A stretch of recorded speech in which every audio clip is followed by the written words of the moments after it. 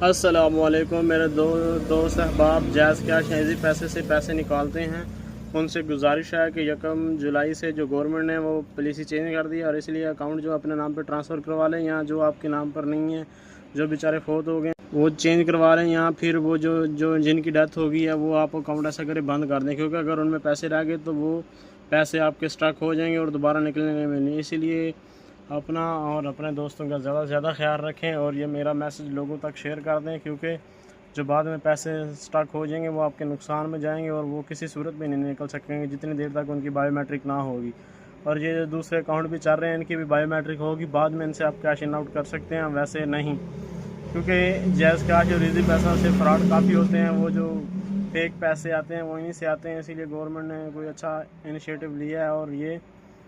انہوں نے چینج کرنا ہے، اور یہ پالیسی انہوں نے چینج کر دی ہے۔ شکریہ، اللہ حافظ۔ انشاءاللہ نئی معلومات کے ساتھ ویڈیو بناتے رہیں گے۔ اللہ حافظ۔